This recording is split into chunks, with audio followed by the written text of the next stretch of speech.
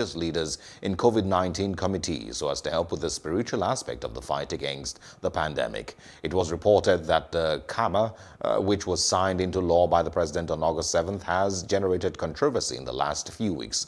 A deliberation in two judgments dismissing the separate appeals filed by the People's Democratic Party and the Socialist The Supreme Court today, in deciding the case, said they needed to bring people who were at those polling units to give life to the document.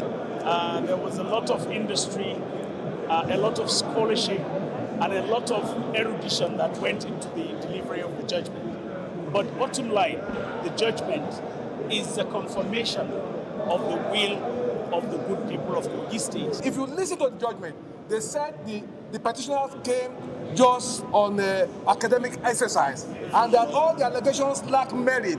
They don't even have evidence of anybody coming to stand that the election was not free and fair, that the election was rigged. Now, they generalize their allegations. They say crimes were committed. By who? In law, you don't generalize criminal activities. You must be specific. So we want to thank God that he has said that it is shocked over the judgment of the Supreme Court, which upheld the victory of Yahaya Bello as the governor of Kogi State. The apex court had dismissed the 5 grounds of appeal filed by the PDP candidate Musa Wada, including allegations of rigging and overvoting, and that Governor Bello did not secure the highest votes. In a statement on Monday by the party's National Publicity Secretary Kola Ologbodiyan, the PDP said the judgment fell short of the expectations of the majority of the people of Kogi State and Nigerians in general. The party added that the judgment has failed to inspire hope for a violent free election in the country. It called on its supporters and the people of Kogi State to remain calm and focused on achieving a credible electoral process in the country, while also mourning those who lost their lives during and after the election. And as controversies continue to trail the Congress of the People's Democratic Party in Ekiti State, there seems no end in sight for the crisis that bedeviled the party following the conduct of its Ward Congress in March. On Monday, a group loyal to the former governor of Ekiti State, Ayodele Fayose, took control of the party secretariat amidst jubilation from loyal party members. The factional chairman of the group, Honorable B.C. Kolawole, said that he remains the authentic chairman of the party in Ekiti State. He said the Congress conducted by the group has the presence of the committee set up by the National Working Committee of the party.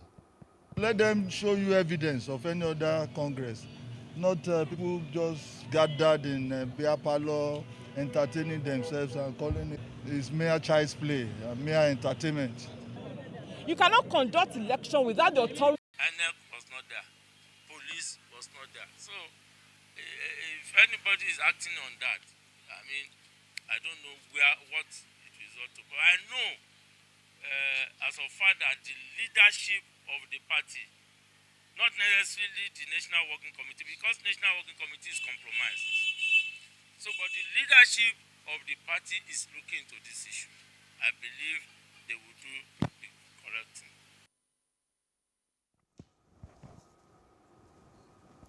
The Inspector General of Police, Mohammed Adamu, has insisted that the force will not align with any political party ahead of the September 19th Edo governorship election. Adamu was speaking during a meeting with civil society groups on Monday, led by the Executive Director of the Police and Legal Advocacy Group and Center, Clement Wankwo.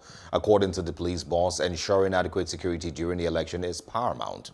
Before the meeting went into a closed-door session, Wankwo urged the IGP to ensure that the Electoral Offences Commission's bill is passed by the National Assembly.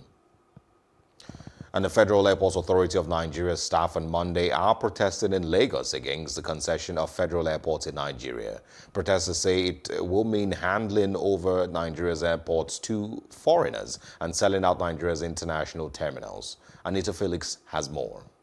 Singing solidarity songs and bearing placards, aviation workers in Lagos say they're against the planned concession of the 4 international airports in Nigeria.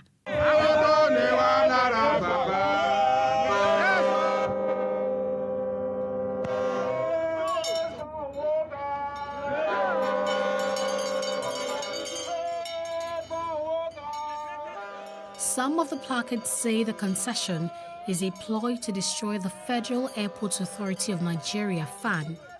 Others ask the government to resolve the concession of the Murtala Muhammed Airport too. Led by the chairman, Air Transport Senior Staff Association of Nigeria, FAN branch, Comrade Ahmed Danjuma addressed members during the protest at Freedom Square, Murtala Mohammed Airport, Ikeja, Lagos. This issue of concession of our airport is an illegality, it's an injustice to Nigerian people, it's an injustice to fans. Yes. And we will continue to resist it.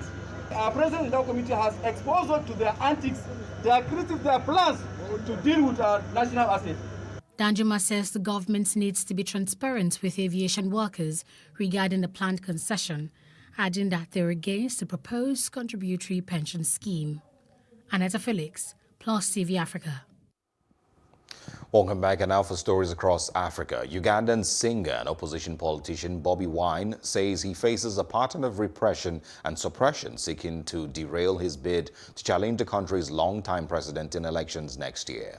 A Ugandan attorney claims that Wine, whose real name is Yagulani Sentamu, lied about his age and academic records in papers he filed with the Electoral Commission. The attorney asks electoral officials to publish Wine's papers for public scrutiny. Wine, 38, insisted he filed correct information on his age and education in the papers. He said he faces a number of accusations, including tax evasion and even an ownership dispute over the property where he lives with his wife and young children outside the capital, Kampala. And tourism is now a huge contributor to economic growth for a number of countries in East Africa. But not all countries in the region have yet managed to tap into its enormous potential. Comoros, an island nation in the region, just 2 hours flight from Tanzania, however, now wants to change its story. We'll take a short break, and when we come back, more on that story.